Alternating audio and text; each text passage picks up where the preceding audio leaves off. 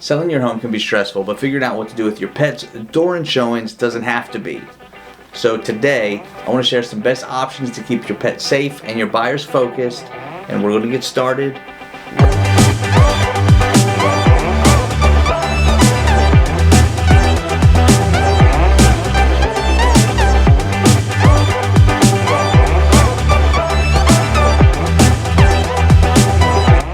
What's up, everybody? Ben here with Wallace Real Estate, and this is All Things Tennessee. And on this channel, we talk about all things Tennessee: real estate, lifestyle, tips to make moves easier, selling the process, making all that smoother as well. If you're new here, consider subscribing for some tips like this, as well as if you want to learn more about East Tennessee. So what do you do when you have pets and you're selling your house? Well, there are several options, but first let me tell you what not to do. First thing, you don't want it loose and left alone in the house unattended. Whether you think your pet bites or not, it's not the time to test it when you have strangers walking through your house with potentially kids and all that stuff. Your home insurance isn't going to be happy with you. You're not going to be happy with yourself. So don't do that. So what can you do? Well, let's look at your options, starting with number one. So obviously, your first option is just to take them with you. It's the first and honestly best option is to just take them out of the house, grab your leash, put them in the car, go for a walk, go for a drive around the block. It guarantees that they're out of the way, the buyers can focus on the house and not a dog wagging its tail and chasing them all over the house. Second option is boarding or some sort of pet daycare. If you're going to have multiple showings or an open house and you know you're going to be gone for a long period of time, a pet daycare or boarding facility can be the answer. Not only does it give buyers peace of mind, but it gives your pet a safe place to hang out with other dogs that they can run around with and get some exercise.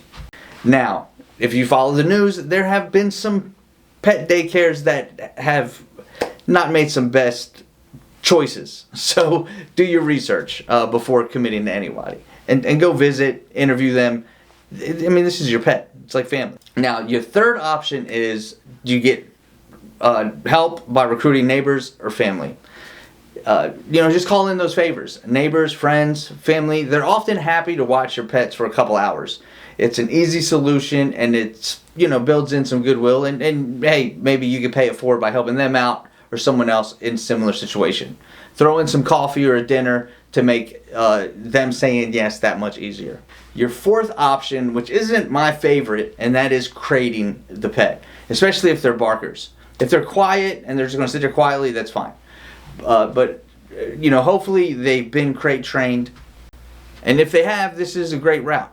Just remember, not all buyers are comfortable walking into a room with a dog in a crate. It might feel uncomfortable. They may not pay attention to anything around them except for what they see, a dog in a crate. And some might still feel uneasy even though your dog is perfectly safe and secure and happy with water and it's wagging its tail.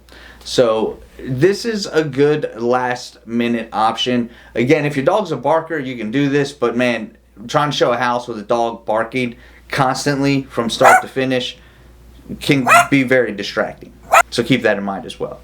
But still a better option than a loose dog sitting on the couch staring at me through the window, barking and growling. Yeah, that house isn't getting shown. All right, before we get to the last 3 tips on managing your pets during showings, I just wanted to remind you that you can search homes, get mortgage estimates, see photos, and much more on my website at bendreamhomes.com. You can also see links to videos, other articles and stuff in the blog section. There's going to be tabs with links to get more information on East Tennessee and everything like that. And of course, you can also contact me easily through my website if you have questions about the buying selling process or if you're ready to get started. You can find a link to my website and other links in the description.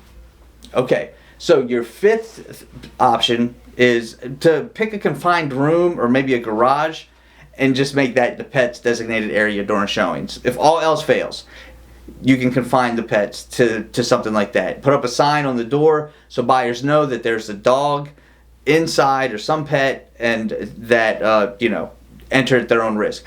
It's not the ideal solution because it limits access to parts of the house that who's going to buy a house that they haven't seen 100% of? So, but if that's all you can do, that's all you can do. And finally, similar to the option before, is if you have a fenced in yard, you can just leave them outside if the weather's nice. Again, this isn't ideal. Buyers also want to walk around the yard and see what the property looks like and see the house from different angles. And if there's a fence or a dog loose, even in a fenced in yard, or even on the patio that's screened in, it limits their movement in the house, which defeats the purpose of showing.